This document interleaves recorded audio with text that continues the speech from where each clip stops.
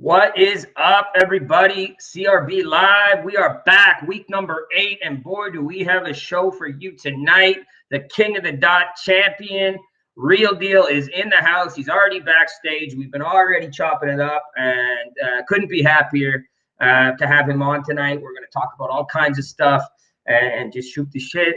It's going to be great. I hope you've had a good week. I hope you've stayed safe. I hope you managed to have some fun some way or another. And yeah, just hope you and yours are healthy. I'm going to bring on my co-host right now, Mr. Frenchie Fresh. Come on down to the studio. What's up, Frenchie? Hey, what's up? Oh, not much. Just doing a show. Just doing a show with the champ, man. Coming on in a few minutes there. Yes, sir. So how was your week?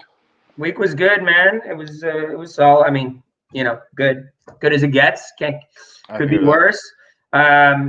I watched the pretty dope battle, though. Did you see it? It was Soul versus Shuffle T on Premier Battles. Did you see it yet? No, not yet, actually. That's my battle that's on my to-watch list there on YouTube. That's Pre's Pick of the Week. We're just jumping right into it. Awesome. So there you go. There you go. Check it out on Premier Battles. It's Soul versus Shuffle T. It's got a little bit of everything. Lots of humor, of course, because Shuffle T, and then Soul is an amazing writer, actually. One of many people that our guest tonight has battled. We're going to bring them out in just one more minute. I want a few more people in on the live. We're coming up to No Love, Frenchie. No Love 3. I mean, coming up. There's still 5 or 6 weeks, but I think people are excited for it. What are you thinking on that card, man? Are you still excited, or are there going to be some bodies, or are there going to be some close battles? There's going to be some good battles, especially those top 2 battles, man. The main event, the co-main event, is going to be fire. We got Johnny Mac coming back, so that should be interesting, man. And that's always a good, Johnny Mac always shows up, so, and it's versus Santos, so that'll be good, man. Yeah. I can't wait to attend another event. The 2-on-2 can be interesting too, you know. So yeah, we got quite a few battles on there that yeah. So check it out. March 13th, No Love 3. It's going down. Permitting the world doesn't fall apart again. We'll keep you posted. Check out www.capitalrapbattles.ca. Get yourself some merch. Support the cause. That's what's up, man. Let's bring out the champ. I mean, he needs no introduction, but you know I love giving the introductions. This man hails from Pittsburgh, Pennsylvania. He's had 112 battles. You just heard me correctly. He's got about just under 9 million views when his battle with Sharon drops. I can guarantee you he will get up to the 10 million mark, which is amazing. Easily. The chef, ladies and gentlemen, the King of the Dot Champion. How you doing, brother? Hey, what's good, man? I appreciate you guys for having me, for sure. We appreciate you making the time. Let's jump right into it, man. Let's talk about that title match. Ottawa's own Sharon. A lot of people are saying best title match ever. Would you agree with that? I believe so. Yeah, I do. I think it had a bit of everything. It was back and forth. It was combative. It was 2 veterans who are, you know what I mean, are definitely in a good space skill-wise and what they're doing. And the storyline was great, man. It was great to see.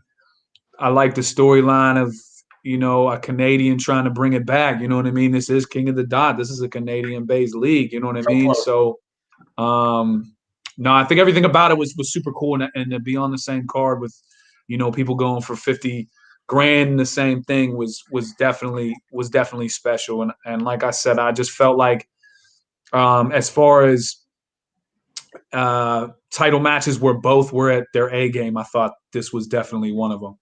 Did it go as you expected? Like, not necessarily winning or losing, just like the intensity of the battle, how personal it was. Mm-hmm. Like, was that what you anticipated, or was it kind of surprising, like how intense he came, for lack of a better word?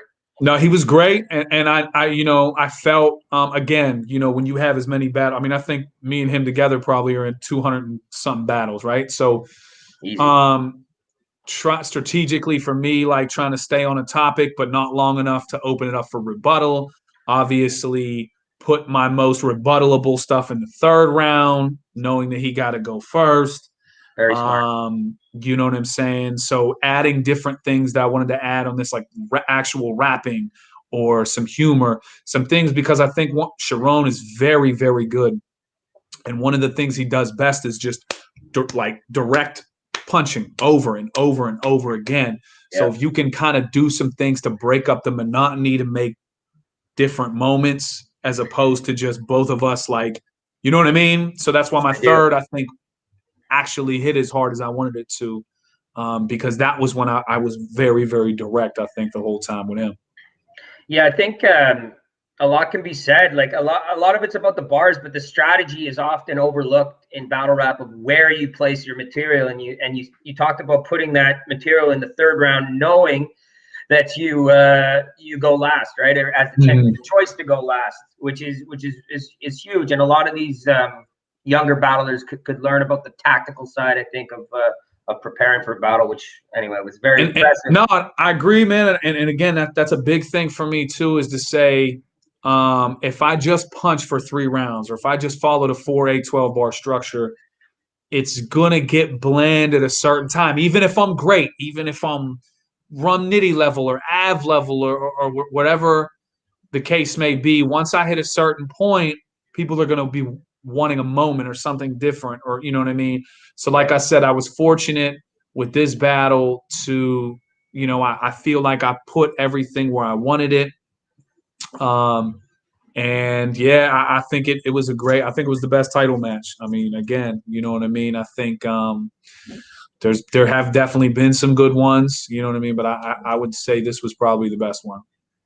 Yeah, I mean, I've only seen it once, like most people, because there was no replay, but I can certainly remember well watching it, thinking, holy shit, this might be the best title match. So can't wait for the footage to drop, hopefully soon.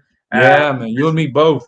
Yeah, no doubt. Now, were you surprised with the line that he towed in the battle? And like, you know, it got quite personal. There was, I mean, we don't have to get in, people will watch it, but it was very personal. And but you could tell that he was walking a line, and he, to some people he didn't cross, to other people he did.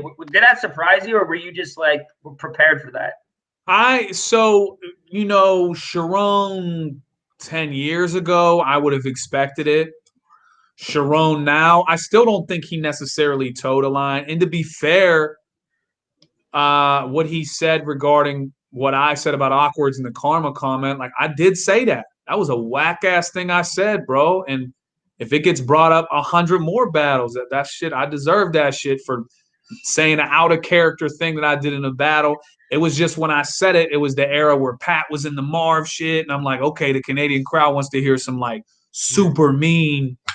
And even afterwards, I was like, damn, bro, that ain't you, man. That shit was, you know, I hit him up, you know what I mean? So I don't think what Sharon said was that crazy. And I know, and again, the other thing is too, man, I signed up for battle rap, bro. Like, so you could say, I'm not saying everybody should believe this. I don't want people to think that this is a green light, like real deal. So you should be able to say that's how you think or whatever. I don't give a shit what you say about me. I've had someone lead off like, yo, fuck your dead mom, fuck your dead sister, whatever, bro. I mean, that's how you're gonna go about it. Now here's the fact. Sometimes it vilifies you though, right? It's corny when that's what I'm saying. So if you're in the crowd, you're probably like, I don't rock with that. You're kind of doing yourself a disservice, right? My only thing is don't touch me. You know what I mean? That's my only thing, bro. Like, I was never crazy with this pocket check shit, any of this stuff. Like, bro, don't touch me, please don't. If you put your elbow into rap, whatever, I don't care. But say what you want. Just please, please, please don't touch me, bro. Like, that's the only, you know what I mean? I've seen a lot. Hats smacked off, faces mushed. You know what I mean? Like all kinds of shit. I'm like, woof, man. Fair enough, man. No, I think you.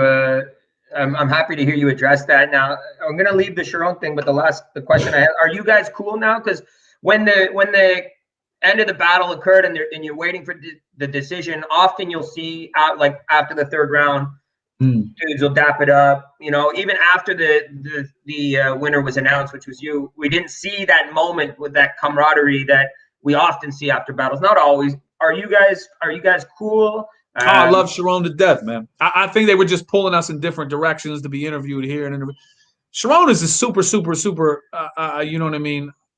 First of all, I don't know if there's anyone that cares more about battle rap than Sharon, who has more pride in what he does and takes this as serious as Sharon.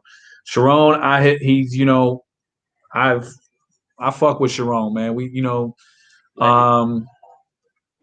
but to be honest, if I'm gonna drop an Easter egg, that's part of the tactical thing too, right? I can't deliver a super mean third and then they go time, and I'm like, yeah, right. So I purposefully turn my back, breaking right? Because if I'm gonna cut him down, I can't take all the steam away by like, you know, hugging him afterwards. I didn't mean it.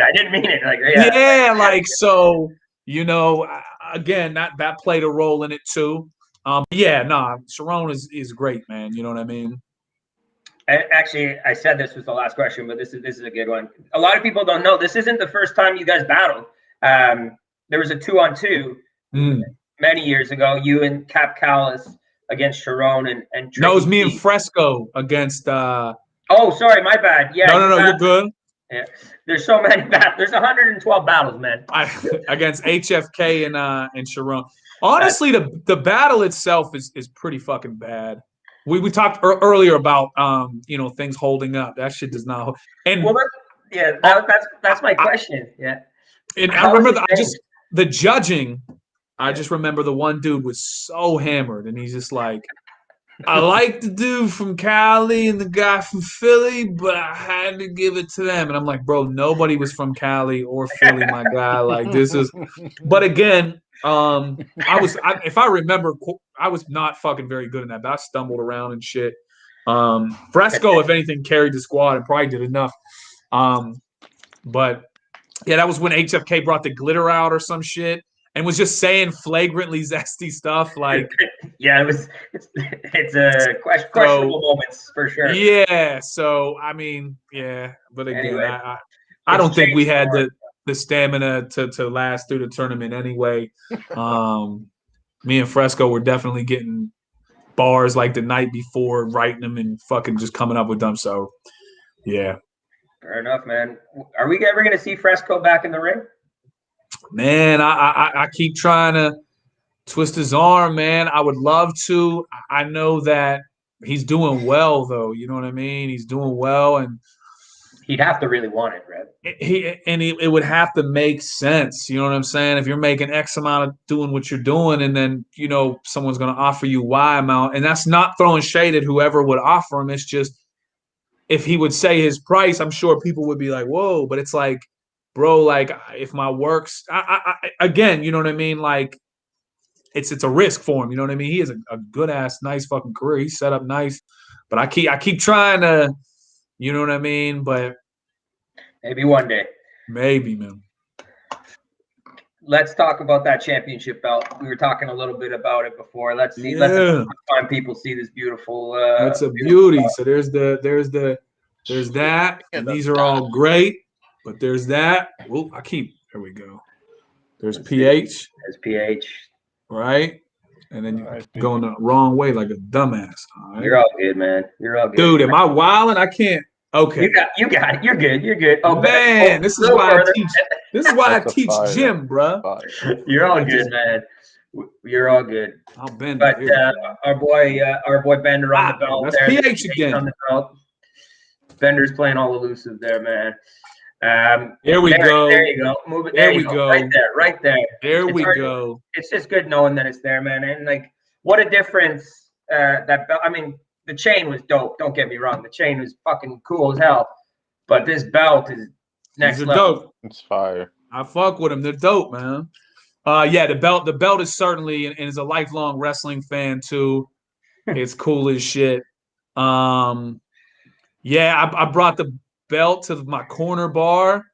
Yes. And where I always go. And a bunch of people was like, oh, that's dope. And then instantly some old racist white dude had to ruin it. I was like, God, when will old racist white people stop getting a pass, bro? Like, oh no. I hate it, bro. Like he's like, I knew he came over and I'm like, oh man, he's about to ask me how do I win this or whatever. He's like, you box. And I'm like, nah, man. And I'm just like not really even trying. He's like, well, oh, that's cool, whatever. I was like, it was like a music thing. He's like Battle of the Bands. I was like, yeah, something like that. Yeah, yeah. And he walks away and he's like drunk, obviously, he's with his other fucking buddy. And he goes, wait, is that for like rap or something? And I was like, yeah. And he mumbles under his breath. He's like, race trader. And I was like, oh, God. Bro, what? And then he's like, no, I'm just busting your chops. It's like, bro, that's not busting someone's chops. No, you're not, bro. Please walk out into oncoming traffic. You're a piece of shit. Do the world a favor, bro. Like, you know what I mean?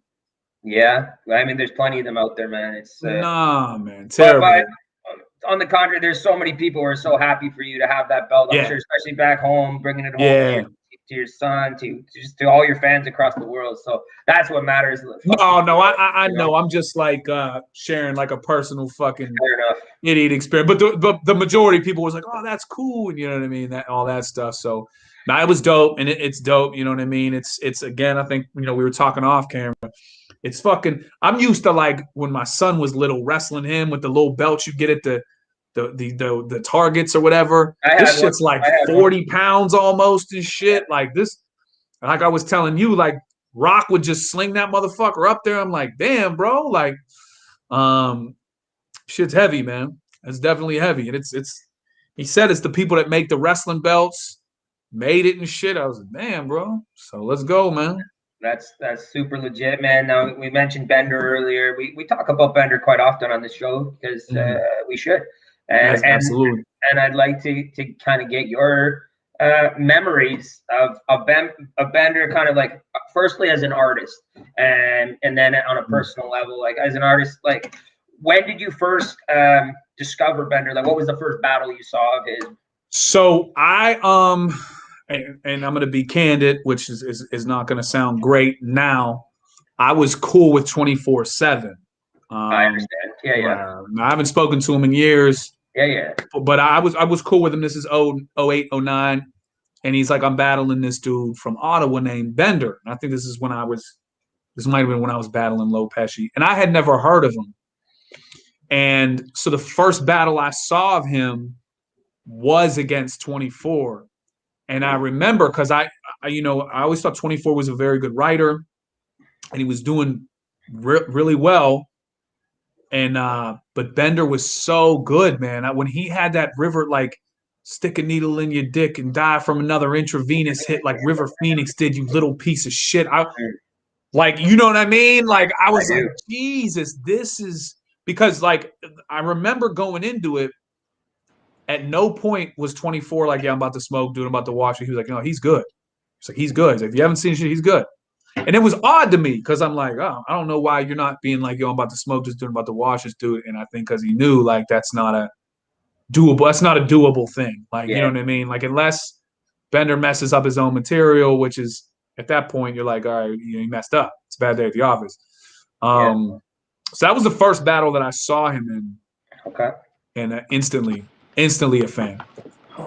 And then you guys, well, you never battled like in a 2-on-2, 1-on-1, never. You never stepped foot in the ring. I'm sure that people would have loved that at some point in time. You know what's funny is I remember a couple times just because I loved his writing so much, I'd reached out. I'm like, and it's weird. Like I was like, yo, we should battle. And in the most like respectfully honest way, he like declined. He was like, nah. I'm probably cool. Okay. And I remember I wasn't even mad because I was like, I think like my writing is not going to fuck with his writing. And I think he's more into battling at that time, someone like a soul kind of writer, right? Like a writer's writer. I respect the fuck out of that. Like, you know what I mean? He wasn't like, no, I don't think, or anything. It's just more like, I know the kind of battler you are. Yeah. You know what I mean? Loud, menacing presence, this. And I'm on a different, like, this is the kind of battles that I want. Yeah. So there was like one time I was like, okay, yeah, fuck it. That makes all the sense in the fucking world. But yeah, man, he was fucking incredible, man. And so many of his performances, his Frankie Frazier performance is great. Like his, you know what I mean? That was his last battle. Yeah. And I know that the Fredo one's the one that circulates and the 2-on-2 and that's great, as they should. And it's obviously his title scheme, the bland and formulaic shit what he puts together against Arcane. But his Thesaurus battle, when he like missed it and came back, is fucking incredible. It's such a beautiful battle, just scenic, like the set and the Golden Gate Bridge is right behind, but like their material and that's one of my favorite battles actually. So. And I could always tell like Bender was somebody that probably he never outright said it, but I felt like when Sorry Player caught on, he didn't really want to do it every battle. Like, you know what I'm saying? He's like, I guess. There's only so much shit that can rhyme with that. But well, there's not even that, but it's just like a day at the office. It's like someone noticed, like, and not that he's arrogant or cocky, but it was just like, okay, of all the things we picked up on Sorry, probably wasn't even his favorite piece he wrote. You know what I mean? So for him, like, knowing if that was me, I'd go to the well every fucking time. I'd open and close battles with Sorry Player. But he's just like, all right, man, I'll do it for you know what I mean? Yeah. No, I mean, anyway, I think it's great that we continue to talk about him on the show just in general, and it's great to get another legend's take on his influence on you as a person. He's unbelievable, man. And again, you know, we talked off cam about how timeless his material is. And that's the thing. I've got 112 battles. I bet a third of them I'm like, I don't fuck with that anymore. I would never put that on, or at least these haven't aged as well. And it wasn't that I was a bad writer or whatever thing. There were phases, there were stages, there were things that felt hot at the time. Current event bars would pop off every time. What's the worst bar that you've ever spit, in your opinion? I've had some trash ones. I think I told Rosenberg Raw, which this is probably about 6 years ago, which is still way too late to be saying this. Asian 9 to 5, you got a chin check waiting or some shit, real bad. I'm talking rips because if you freestyle some whack shit, I ain't mad at it. But you get a pass there. Yeah, you just stumble around because I know that they always roasted me about the off of the top. You're not against chop, and it is trash. Don't get me wrong, it is hot trash. But I wasn't too mad at it. But yeah, I try nowadays, like, you know what I mean, to fine tooth comb. Mm-hmm. It shows, man.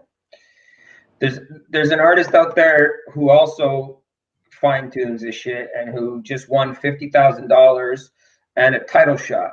Mm-hmm. And a lot of people are calling him the future of battle rap, and deservedly so. He's very, very good. Saint. I think, I mean, nothing's confirmed. There's no dates, but I mean, the way that it all lines up, it sounds like that will be your next title defense. At least that's what it looked like before. If it is, and even if it isn't, if you had to battle him down the road, what's your take on Saint? First of all, to be that good at 24 is fucking wild because, again, you know, if I rewind the tape, I was not at that level at 24. I mean, he has again, I guess at 24, I didn't have as much good writers to watch. It's a different era. Right.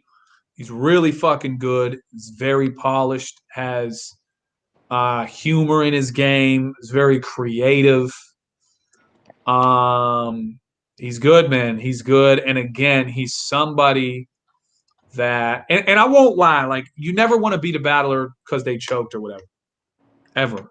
If there's $50K on the line. Well, I was just going to say, but if there's a possibility that they'll give you a round away, you'll take it. I don't hate it, right? So, but he don't, that's what I mean. He don't do that.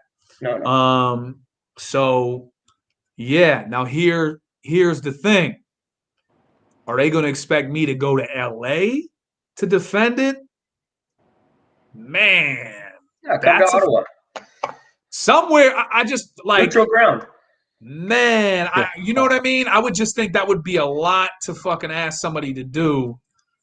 Hey, man, you hold all the cards. You're the champ. So I'm sure your negotiation skills will.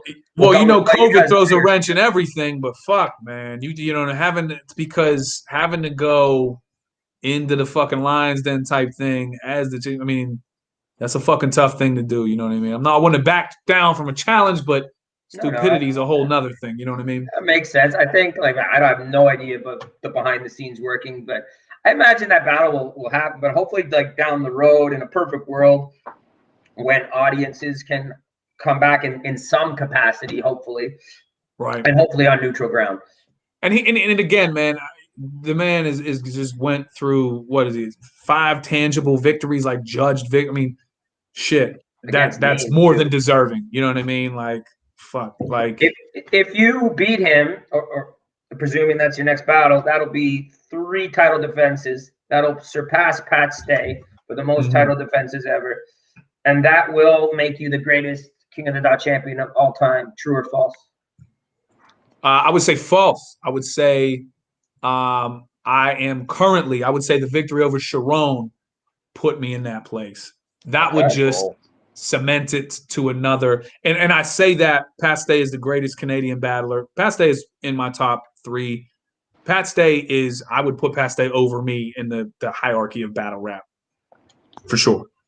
But what it took for me to get it and the obstacles thrown in my path and to retain it, and I don't mean personal, I just mean like in battle rap, the battlers I had to battle versus him. Now I know I'm one behind him, but I think the daylight battle was kind of a wash.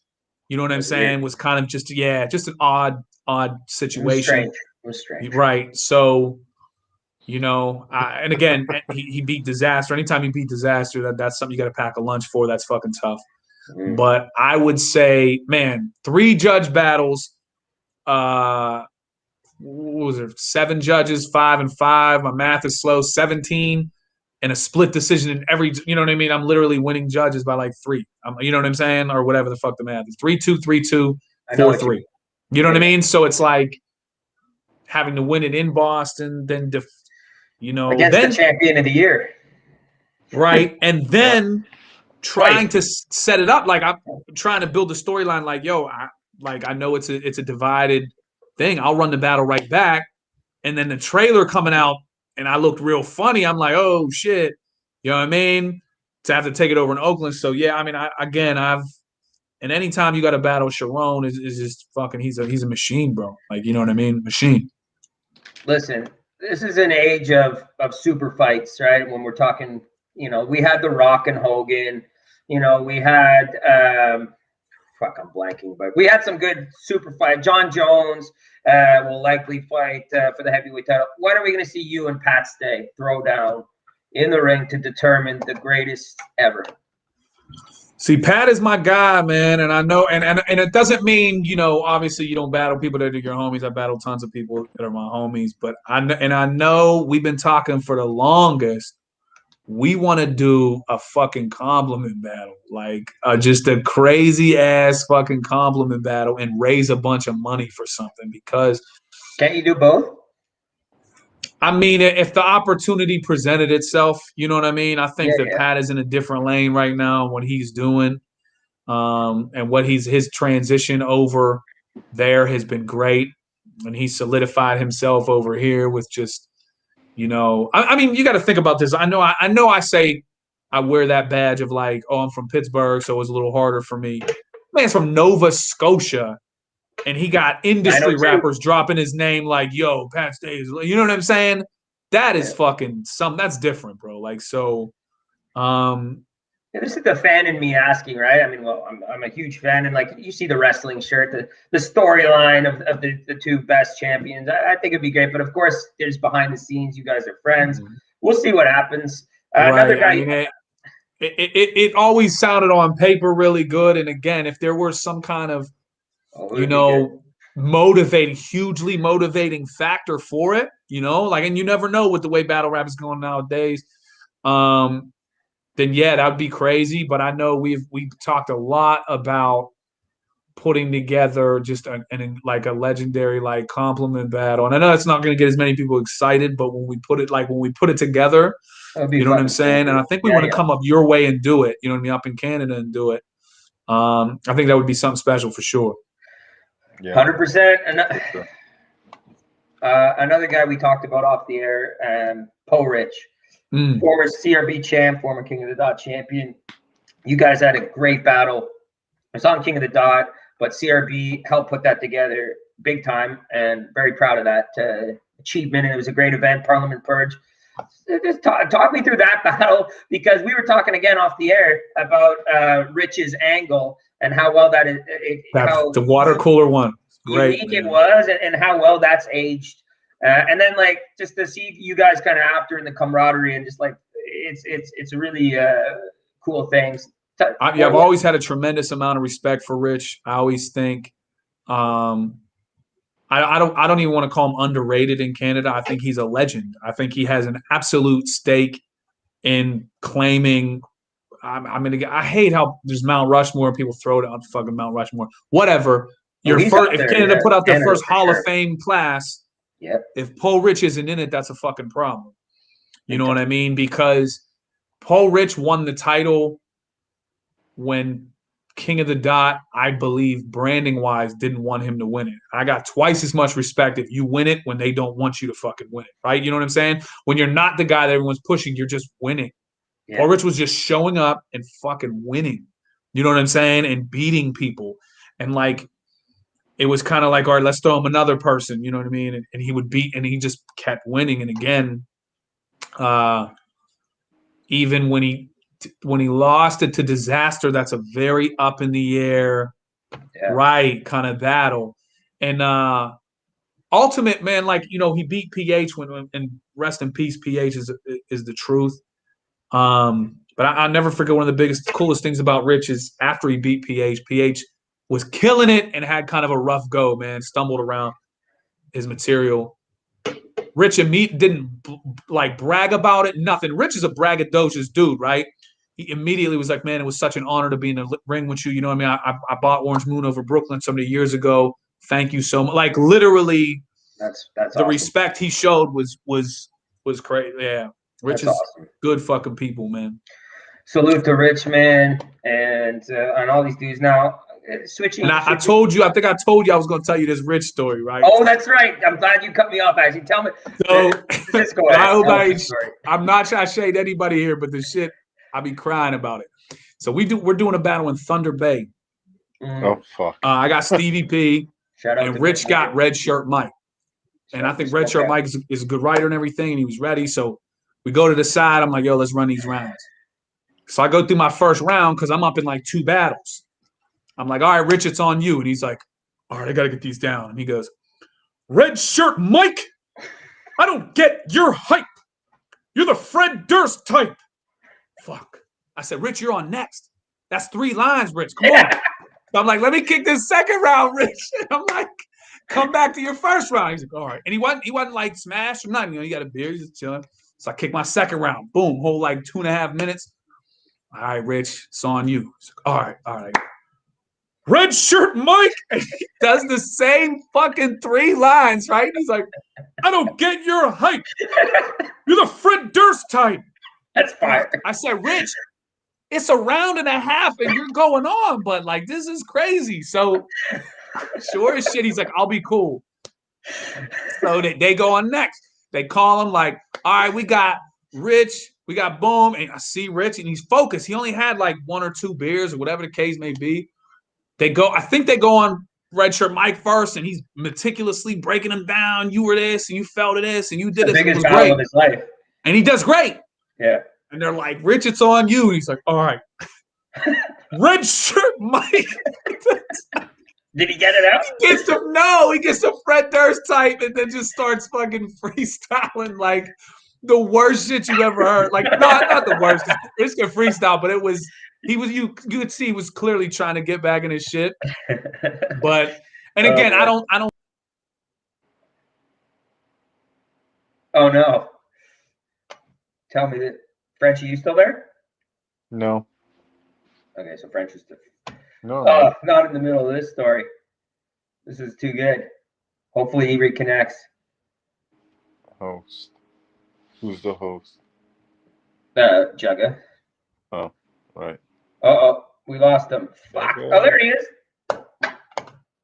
Let's see how this plays out, folks. We will try and continue this very enjoyable interview shortly. Hopefully we can figure it out. Fucking Red Shirt Mike. The Fred Durst type. Oh, man. That's fucking funny. But it happens to the best of us, man. Sometimes you can have your material locked before it, like it's happened, and then just blank right before. So let's try. You know what happened? He said Red Shirt Mike 3 times. Shout out to Red Shirt Mike, man. Yeah. I'm gonna just check in with Juggy here and see what's happening. Sorry, folks. Any word? If for some reason we can't get Real Deal back, we'll have him back on next week or something and finish this. We'll give him a few minutes to sort this out. I'm sure Frenchie and I can shoot the shit. Yeah, Oh my God! Shoot the shit. Let's shoot the shit, Matt. Been quite interesting in the group there this week. What do you mean? It's been spicy. Oh, in the group, yeah. There's some interesting posts for sure. My biggest question is who's approving some of these posts. I mean, you, me, and Jugger were the only ones, and sometimes. Yeah, I know it's not me. Some of them are just going through. However, I think some people may have like they don't need approval. Certain people. I think there he is. There he is. There we go. Yo. Oh, my bad. But anyway, keep it going. I wasn't trying to promote that as like, I don't want people to think he be dogging battles or some shit. I just never have so close to the battle seen someone so backed in their material, like, you know what I mean? And again, I'm sure he had material and everything. Everyone's on mute. I think first of all, it's a great story, and Rich would not mind at all. It's like, bro, I don't think Frenchie can hear us anymore. I don't know. Juggy, you let Frenchie know if you don't mind that we can hear. Oh, he's gone. Anyway, I want to talk about your son actually, and an incredibly talented young man who I've become a fan of. He does impressions, and he does them very well. And he's got a lot of potential. Are you cool talking about that a little bit? Yeah, 100%. Absolutely, man. Because he's really damn good at that. When did that start? Like, when did you know, or when did he know that was an avenue that he wanted to pursue, and when did you know that he was good at it? It's so odd, man. Like, I think he started, like, I remember putting him on the Family Guy probably about 4 years ago or something. Just throwing some jams. And I remember hearing him do a Herbert the Pervert impression, right? Yes. I was like, yo, that's pretty on. You know what I'm saying? Like, and then, like, I didn't know he was just like, he would be upstairs. I'd hear him showering and he'd be doing like impressions or whatever. I was like, damn. So, like, I sat him down one time and I was like, yo, and I was like listening to his impressions and he was telling me about people that he saw that do impressions. Well, I'm so lucky and fortunate. I'm like, yo, Jay Farrow is a huge battle rap fan.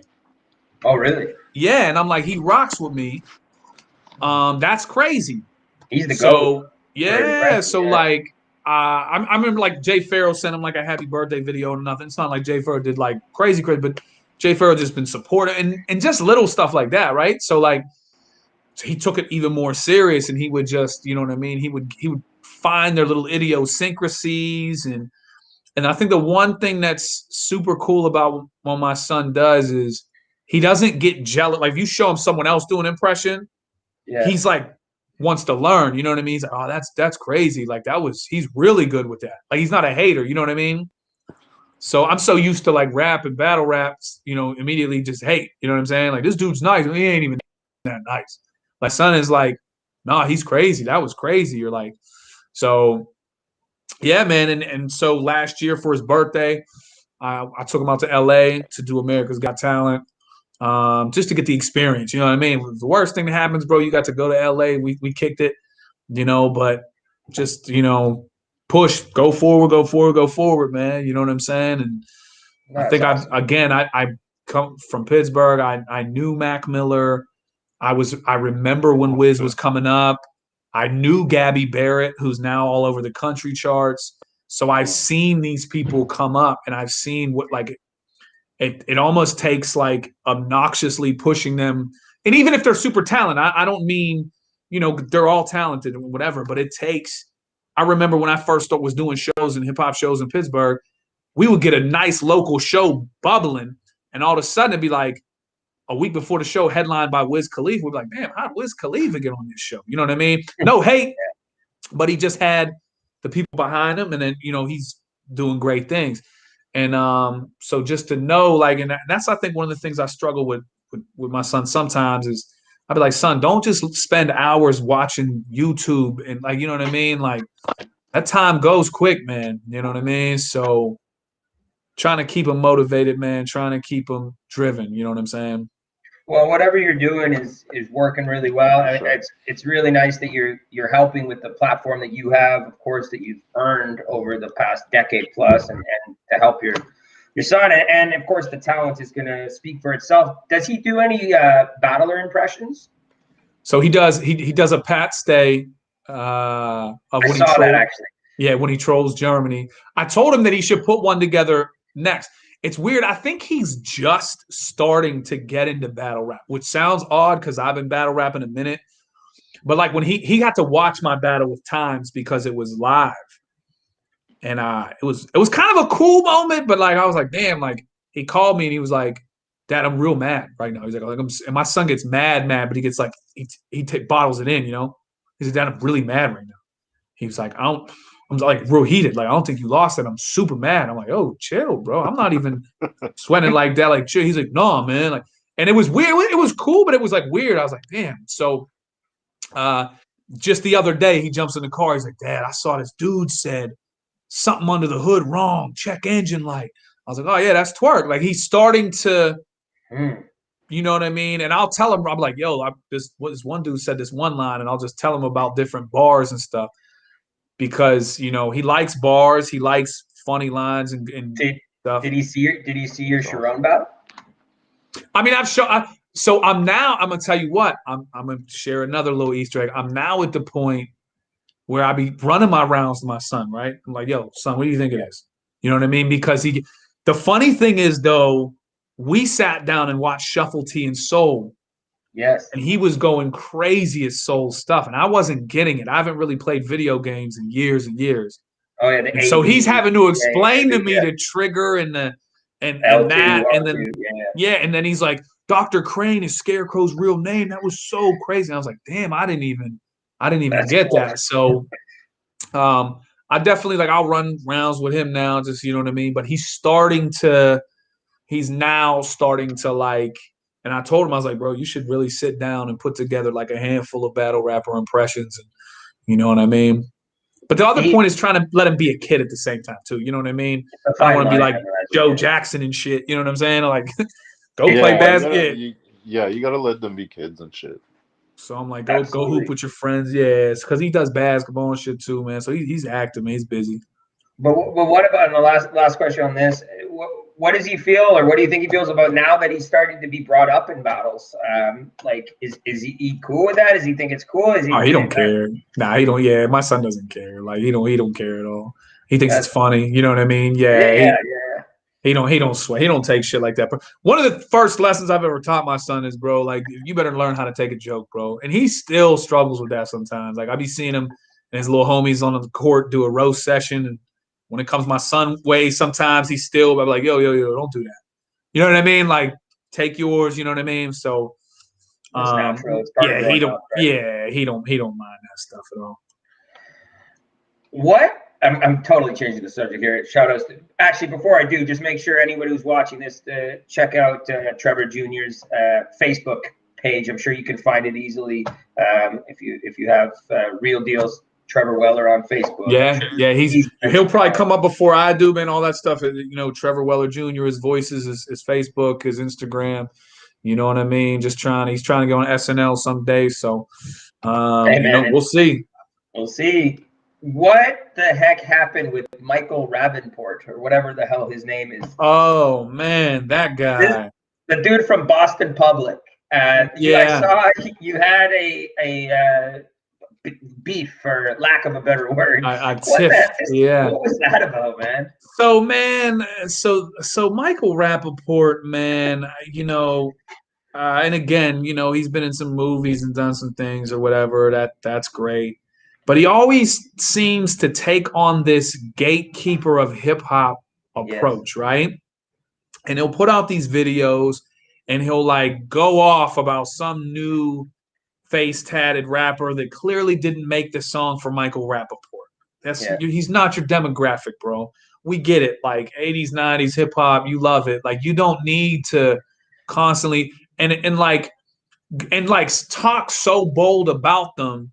And I'm thinking like, man, if you were in their proximity, would you? So I just like made like one day I was like joking because he just went off on a rapper, and he took them like people thinking they were good personal. So I just put together a little clip and it kind of caught fire, and it was like 30 seconds long. So he has another account called Michael Rappaport's Son, where he like pops back off at people, and then he'll argue with that Michael Rappaport's son as Michael Rappaport. It's like real wild. But that was a fun. Yeah, it's that. Because here's the thing, because he's not a celebrity, but he kind of is, you know what I'm saying? Yeah. So like it's like I guess he has to maintain, he can't be like going at everyone that got a problem, but yet I don't. It's real weird, man. It was a very odd. And I remember like not too long after that, Oops had a song, had like a verse going at him, like not a song, but like just wrote like a little clean clip on him, like, bro, we don't need you, we got it. You took some pictures with Ice Cube and whatever 20 some years ago, like we got it. You know what I mean? We got it. So. Yeah, that was odd, and then that died down quick. But I was like, cool, man. I was like, at least some people got to see him for what he actually sounds like when he does that shit. You know what I mean? Well, when they make a movie about your life in 12 years or whatever it will be, that'll be an interesting chapter for sure. Dude, I got some odd like Michael Rappaport, dude. The one time Riff Raff dissed me in a song. Did you know that? I did not know that. Little known Snapple fact. So. And you can look this up. A good friend of mine was his DJ Afterthought, and he's from Pittsburgh. And James Franco does it, or not James Franco. Riff Raff does a song, and he's not even in the video. James Franco is in the whole video, and James Franco is like singing all the Riff Raff lyrics. And he's got a line where he goes, "Substitute teachers become battle rappers." Like it was like such an odd. And my homie was like, "Yeah, that was about you. We was watching your battles earlier that day or whatever, the day before or something." And he just threw that line, and I was like, that's so random though. Like, is it a slight? Is it just like, I mean, it's not, I'm not a substitute, so that's a slight off rip. Like, yeah, show me that 10-year contract, love, boy. But yeah, random as hell, man. But random in many ways. Like I said, Jay Farrell rocks with me heavy, which is crazy. Gerald McCoy rocks with me heavy. With Buccaneers been my favorite squad since '93. So it's weird stuff, man, that lines itself up. Yeah, you know what though? It's a fucking good story. Yeah, when I saw it, and it's James Franco saying it too. So I'm like, this is the Pineapple Express guy. So it's almost like damn. And I'm like, I can't even do anything because if I like say a diss back, I'm clearly a cornball clout chasing. But I'm like, all right, Franco is the GOAT. So yeah. Yeah, man. I mean, we could shoot the shit forever. We only have a little bit of time left. We got a little segment we do called Rapid Fire. It's exactly what it sounds. It's not the most unique thing, but it's fun. I'm just gonna throw out some kind of just all over the map questions, and and Jugga actually has got some questions too. Maybe you know what, Jugga, do you want to come on now and ask your what's on your mind, or do you want to do it after Rapid Fire? I'll give you. Oh, he said no. Okay, so we'll do Rapid Fire then. If you weren't Real Deal, what would your name be as a rapper? Oh, dude, that's hilarious. So Real Deal was actually my backyard wrestling name. And my finisher was the Done Deal, right? So as I started, I love it. Yo. So, but what I'm saying is at one point, I'm like, damn, Real Deal's so bland. Like if you Google Real Deal, it's like Subway comes up, whatever. So I wanted to change my name. This is years ago. And first I was so corny, I tried to make it an acronym. So I was like, rap's entire answer lies deeply embedded amongst listeners. I was like, oh, that's awful. And then I was like, what if I change my name to Audacity? And I was like, oh, Christ. So oh my God, you got to dance with the girl you came with. So I guess Audacity, and I'd be a backpack rapper for the rest of my life. I mean, I'm prehistoric, so I mean, I'm one to talk, but I think he landed on the right name there. And you mentioned your finishing move. What would your entrance music be? Oh, I used to come down to D-Lo Brown, bro. looking at the real deal now. Yeah, Off bro. that head, eh? Yeah. He's a wrestling guy Reload. too, so we fuck with that. And you can't answer Michael Rappaport on this question. If you could punch a celebrity in the face, get away with it. I mean, they'd be fine, but you know, get a good clean shot. Anyone in the world, who would it be? Well, maybe between David Arquette and Pauly Shore. Wow, David Arquette.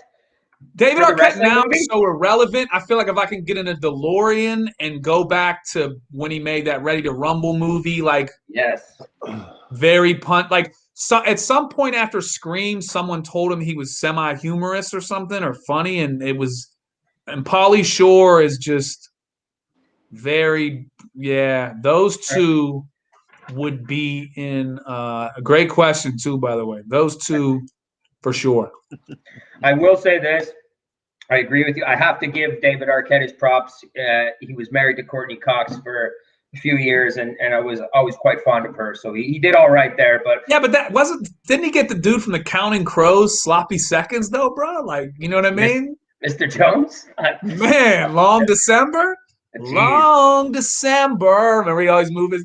Bro, somebody told me the dude from the Counting Crows lives in New York and constantly like goes to get his coffee or whatever. And he constantly looks at people like, yeah, I'm him, but kind of recognize me, but don't. You know what I mean? Like, he can't deal with the fact no one gives a shit anymore. But he also does it. He wants, like, respect my privacy. I did hanging around. Like, it's like, dude, we don't give a fuck, bro. It's like, been 23 years, bro. Yo, like, we are not checking for you. All right. You could win $1 million. You could pick one of these 4 players to take a penalty shot on Marty Brodeur in his prime. Sid the Kid, Mario Lemieux, Jaromir Jagr, Evgeny Malkin. Who are you picking? Super Love Mario. that question. Mario Lemieux. Wait, penalty shot? Yeah, penalty shot. Ooh. I don't know if you're wrong, but Sid. And I say Sidney Crosby because of, first of all, the first outdoor penalty shot, the winner. He obviously gave you guys the Canadian winner over the American. Like, I think Crosby's shots are more clutch and historic, but I think Mario Lemieux's the best hockey player I've ever seen.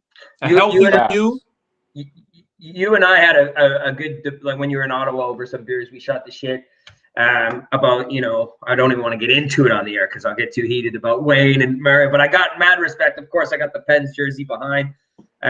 So I wanted to incorporate that. Bro, Lemieux was just, 5 goals, 5 different ways in one game, bro. And again, you're right. We can go down the rabbit hole, but Lemieux, save that for round 2. Just one of those things, man. Like, had he stayed a little healthier, man, he would have broke all those records. Man, he's a legend, man. I got mad love for Lemieux. No doubt about it. So, okay, fair enough. I think he probably won $1 million. Topanga or Kelly Kapowski? Kelly Kapowski. I did like Topanga, though. Kelly Kapowski. Fair enough. Fair enough. All right, here's a good one. Who wins in a fight? Casey Kasem, Casey Anthony, or Casey Jones? I can't remember who the first one is. Casey Kasem? Yeah. The radio guy, like the Casey top 40 radio host. Shit. I think he's dead. Well, so Casey Jones beat shit down Raphael's leg, bro. Casey Jones was, and he was just a regular guy with like a hockey stick and some clubs. He beat the shit out of Raphael. So, okay. Casey Anthony is, I mean, sneaky. Clearly, we're going wordplay because it was a strange question, but I stick to it. Yeah, I'm going Casey Jones. Yeah, because the number he did it. Thank God someone whooped Raphael's ass because that dude's the worst turtle by far, bro. Can't argue with that. Now watch how I'm king. Segue right here. Speaking of KC, when you battled A Ward. Like that, were you aware of how good he was before that battle, or did that surprise you? I say this, and I told him this. He probably saved me from getting bodied, and I say that because when I was booked for Gully versus Gannick, I was just like, I didn't know about him. I didn't know shit. And I'm like, all right, I'm just going to, not like I always prepare and I try to put some great shit, you know what I mean? But you obviously know, if you're battling person X versus person Y, you need to invest more time. It wasn't until he put out a promo and it was him in a school with like a bat and it was so well done. And I go, damn, somebody put a promo together this well. They're not coming here to piss around. So I watched his franchise battle back and I said, wow, he's pretty fucking dope. And it was like in his first round, I think he had that proof across your face like you couldn't afford the school picture, like 8 bars in. And I said, okay, this is what kind of party this is. But it was, yeah, had I not seen his promotion, like his video, I probably would have just put some good rounds, like, you know what I'm saying? Again, I don't want to ever like act like I come out and fuck around or whatever, but maybe I wouldn't have felt like my back was against the wall as much, you know what I mean? And then in the groups and stuff, people were like, yo, I think Ward's gonna beat him. Like I got Ward. Like I said, damn, how the mighty have fallen, man. So yeah, that was a big battle for me, man, because it was for the first time I was like the underdog against an underdog. It was weird, man. It was nuts. You know, if that makes sense. It does for some strange reason, and it's still to this day one of my favorite battles. And it's a chance that we might. I mean, you're the king of rematch. We might see that again down the road if the stars align. I mean, do you think that A Ward is in the conversation a lot for title shot? Yeah, absolutely. I mean, his body of work, bro. I was listening or like reading some of the comments on Twitter the other day, and I know he was getting into it with some of the battle rap media people, and people were like trying to like say, oh, you're wasting your pen in these backyards or whatever. And it's like, so we have gone so far away from, not only do we not reward consistency, now we penalize it. Like, is that what the fuck we're talking about here? Like, so person X can fuck up on URL 4 times, but if A Ward takes 10 battles and kills all 10 on 5 different leagues, that's worse. Help me help you. Like, help me help you. Like, what do we? But he's more than absolutely, and had a judged win against Nestle, which is Nestle is incredible, very crazy bad. Like A Ward's resume already in King of the Dot already stacks up with the best resumes ever. No doubt about it. Again, strong record, and you're looking at Mad Flex, me, Nestle, Ilmac, Cortez, DNA, Sharon. I mean, that's a franchise. You know what I'm saying? And this is in a couple years. You know what I'm saying? Like, yeah, it's incredible. He battled Poor Rich to Poor Rich had that amazing opener with. Yeah. I mean, he hasn't shied away from battlers. You know what I mean? He's consistent, man. He's incredibly consistent. Yeah, I think that's a totally fair answer. I mean, honestly, man, I could shoot the shit with you all day. There's some fan questions coming in. If we could have you for a couple more minutes, and then I know you got shit to do tomorrow, and I want to talk about the important subject for sure. Duff is asking. He wants to know how you prepared for the B Magic battle, being one of the first to cross platforms to URL.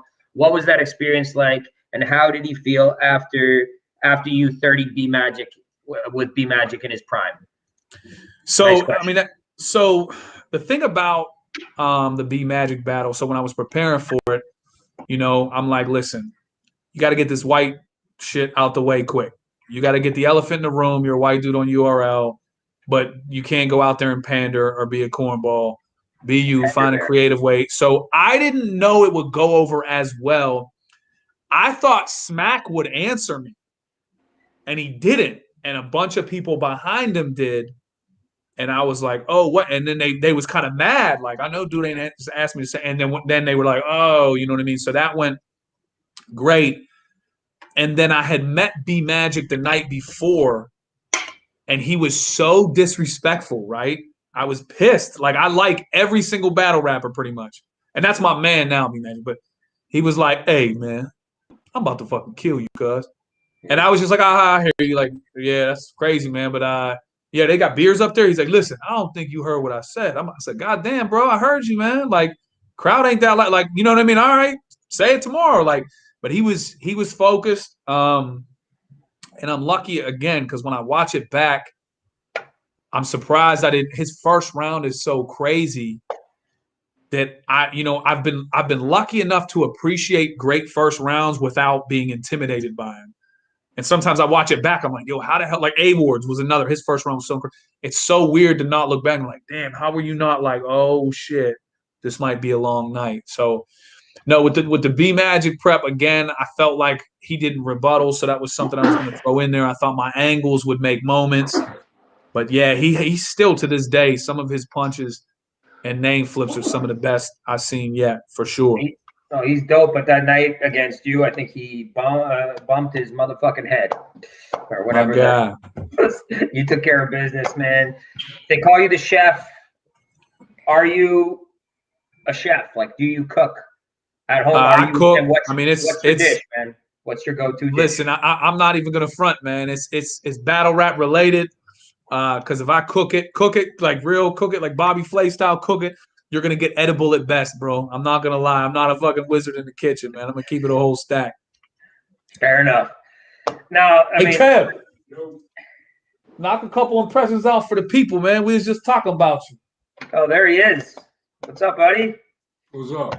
What's up, man? I was actually asking about you earlier. Big fan of your work. Thank you. 100%. They were asking some battle rap questions. Give me your 5 favorite battle rappers, not me, and tell me as Shaquille O'Neal.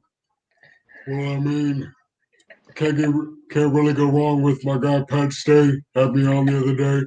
Felt like I was at home with Chuck and Kenny again. Then we got Disaster. He's just all around great battler. He just looks like a good center. How does Peter Griffin feel about Canada doing so much better with COVID than the United States? You know, Canada does a lot of things better, honestly. Like, they're just kind of better than us. I mean, except like the milk bag thing. You guys got to stop that. Like, it's weird. Who would Elmo take if they dropped the gloves and fought? Mario Lemieux or Wayne Gretzky? Elmo doesn't like fun. Okay, but Elmo, you got to pick one of them in a fight, though. Okay, who do you think's a better hugger? Elmo's the hugger. Oh man, we're gonna have to ask a different question. Send us off with a Fozzie the Bear joke. All right. Hey everybody! What do you call it? What do you call a cowboy's dressing room? What, Fozzie? Ranch dressing. Waka waka. That's fucking crazy. Oh, I love it, man. Thank you. My man. Keep at it, man. We'll keep watching. Yeah, man. Amazing. Wow, that was great, man. Definitely didn't even expect that. No doubt, man. We appreciate you. Now, I know we've had a lot of fun talking to you, but the last subject matter, of course, is not necessarily, well, it's not as fun of a subject at all, but it's important, I think. And I think that I personally have watched your story unfold. I think I really look up to you as a battle rapper, but as a man, and the way you've carried yourself and represented your family through a really tough time. I just wanted to tell you that, man to man, right now. And of course, I think most people watching this interview would know that you tragically lost your father a year and a half. Right about that. Yeah. Well, today will be a year and 5 months. And yes. Okay. And of course, like, that is a very significant moment in someone's life, and it was not under circumstances that should have been.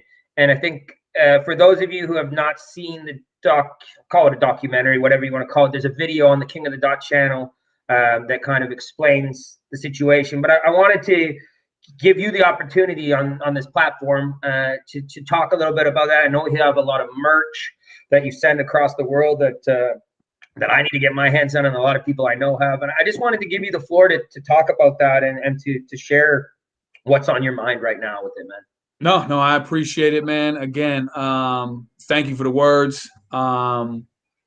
You know, I'm fortunate, again, as we talked about earlier, we've kind of combed over to have a platform or be, you know, even if it's not a crazy platform or whatever, but my father was someone who did not have a platform, you know what I mean? So he did all these things, these great things that I've been able to accomplish, this battle rap stuff and the music and even through my son. My father was super talented, but he was no internet. He had a platform. He had kids to raise, and that was it. So he gave up you know what I mean, and raised us. And basically what happened was my father, you know, had a stent put in his heart in April of 2019. Now I say that my father did not go in complaining, chest pain. None of that happened. I guess they said his thing wasn't opening up enough. Whatever the case may be, they give him a stent. Why I bring that up is because by July, you know, he goes in for a different procedure to check something out. And they said early July, they go, I think it's leaking a little bit. Crazy. 2 weeks later, my father got bad back pain. He goes in. They go, I think it might be leaking. We're going to check it out. So they X-ray it, and they go, nah, it's not leaking. He's good. By the end of July, a week later, they go, you know, because they did a scan for a mass on his lung, which was able to be removed. You know what I mean? The doctor was like, it hasn't spread nowhere we could take it. They go, hey, listen, I think the leak's worse. We're just going to put him in a procedure Monday and have him kind of tighten it up.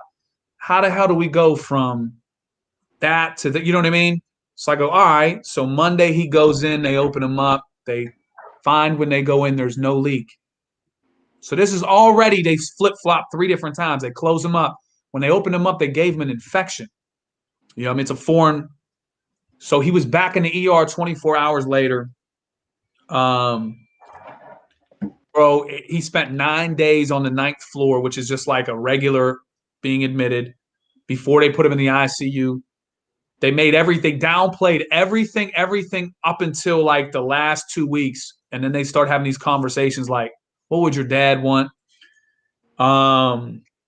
Again, bro, when we were sitting at these meetings, because I kept telling myself, my dad walked in standing up. Like, what are you talking about? He was, you know, he was just fine. Like, the doctor that did the procedure was supposed to meet with us and didn't. He said he had prior obligations. He knows he never. So when we're sitting there talking about, do we give my dad the old Yeller treatment? You didn't even fucking show up. Opened him up, gave him an infection, and just by the end of it, the infection was feces in his fucking blood, like near his heart. How the fuck you get, you know what I mean? So he ultimately passed after a month in the ER, bro. And I'm gonna tell you this: I've seen cancer work. Cancer's bad. It's not like the movie. Somebody don't die like, you know, laying in bed. It's fucking brutal. I've seen people shot. I've seen people stabbed. My father died a worse death than Jeffrey Dahmer died, than Jesus H. Christ died, than any of these people. And I don't say that to put anybody, like, my father was a great man and died scared to death. You know what I'm saying? With tubes, every single fucking tube of all these just snowball effects. My dad had kidney failure. My dad didn't drink. You know what I mean? He had fucking his lung, like he was a wound vac, so he was just open and exposed. You know what I mean? And it's all because they gave him an infection from a procedure he didn't fucking need. By about 2 weeks before he went, I started jotting down notes, everything, because I knew something was fucked up. Since then, some of the answers that you'll get from law firms will blow your mind, man. Like, literally, they'll be like, yeah, you know, it looks like they gave him an infection, but they're like, but I mean, he was 70. You know what I mean? What do you think that's really worth? And I'm like, what the fuck? Yeah, but here's the thing. Or they'll say, yeah, I mean, can you prove it though? Like, they'd be like, it'd be one thing if we were supposed to they're supposed to amputate your right leg and they amputate your left. And I'm thinking, what the fuck would I need you for? You know what I'm saying? Like, some of these answers would blow. You don't have to, in the US, You don't have to prove negligence. You have to prove gross negligence. Gross negligence. For me to sue, because I've already been turned down by 18 attorneys. For me to sue, I need to get another doctor to write what's called a certificate of merit that says, like, yeah, I see something here. You can imagine how often doctors turn on other doctors. Not to mention the hospital I'm going up against literally stopped Pittsburgh from going into depression when the steel mills crashed, right? So they are umbrellaed over fucking everything, right? So it's not about maliciousness. It's not about, do I think these are bad people? It's about, you gave my dad an infection and you charged him $619,000. And they got it, every fucking penny, because he was covered. $619,000 from April 2019 to when he died. You were sending bills over his body, bro. He died the 1st. You were sending bills the 8th and 9th because he was covered. My dad didn't pay that out of pocket. My dad made 11 grand a year. He lived in the fucking hood. He didn't retire with any kind of pension or nothing crazy like that. He did odd jobs. So again, I you know, and I could go on and on, but I'm not going to. But the things I want to convey with this is not no random shit. In America, in the United States, the 3rd leading cause of death is medical error. The 3rd, between 250 and 440,000 people a year. 2% of people file for malpractice, and less than, I can't even remember what the exact numbers, but they're not very successful. Why are these doctors so protected? I get it. You can't take everyone for every little thing that happens. This wasn't like my dad was life or death, or like we better open him up or he's gone. You know what I'm saying? If I'm a teacher, you send your kid to my school, he falls and gets hurt. You're going to want to talk to me. You're not, you know what I mean? And if you wanted to sue me, you don't need another teacher to be like, oh yeah, what he did was wrong. Facts. Yeah. So again, man, I appreciate it. The shirts and hoodies. I put the album out, which was called Charlie, and the song No Mercy, Justice for Charlie. Very good song. Thank you, man. My father was a veteran, so I showed his plaque in the video. Someone called the cemetery. They tried to call me to take it down. I'm like, I'm not taking that shit down. So I had a side battle with them. Jesus. But as I told you at the start, the statute of limitations is 2 years for malpractice. 2 years. That's all you get. Dead, missing a leg, missing an arm, 2 years. You know what it is for receiving stolen property? 5 years. So 4.5 years down the line, you got a fucking stolen Samsung from Walmart. They can come check you. But somebody kills your kid, kills your dad, a doctor or whatever, you got 2 years. You're on the clock. And these are the odds that are stacked against you. You know, so to me, what's changed is I've been getting so many messages, so many comments, so much support that it's like, yo, this happened to my uncle, or my brother went in and this happened, or my sister. So to me, 2 years ain't gonna mean shit to me. I'm gonna keep pushing forward because that shit needs to change. That's the first thing that needs to go. You got to at least bump that up a couple years. You got to at least let common folks like me, like you, get our bearings, grief, get everything together. You know what I'm saying? It's a fucking, you learn a lot, man, and you learn on the fly. Even right now, I have a lawyer who's looking at it. I sent her the medical records only to find out that they had shortchanged my medical records. So they get 30 days to send you the medical records. I called them. 43 days later, I didn't get them. 41 days later, I was drunk at a bar. I'm not going to front. Got on Twitter like, yo, you murderers are going to pay for this shit. I get a call from the threat assess team at the hospital. Like, hey, is everything all right? I'm like, not really. Where's my medical record? Oh, we'll get right on that. They sent it within 2 days. So what I gotta fucking get on Twitter, and you see I got a couple followers, then you send my shit. Then they send me medical records, 6,000 pages, bro. I had them for a year until this last lawyer goes, yeah, you're missing some stuff here. I said, no, there's 6,000. He said, yeah, I get it. You're missing some stuff. They left out some very important stuff here. Jesus. So wow. they college fluffed my fucking, you know what I'm saying? I mean, honestly, I don't really know what to say. about it other than it's not right. And I commend you for sticking to the fight and being a voice, just like letting people know that this is happening. Because I'll be honest with you, I had no idea that how common this was in the States or wherever. But I mean, this is it's fucking mind blowing, man. And again, I didn't know until I peeled back the layers, man. And it's, you know, like I said, I've dealt with death before, and I understand it. I'm not somebody that pounds my fist on the pavement. Why this is happening? Why me? People deal with it every day. It's heartbreaking. But when you watch something happen to somebody, you're like, this ain't fucking right. Like, you know, had my father was a smoker. He smoked cigarettes and, you know what I mean? He smoked a little bit of bud.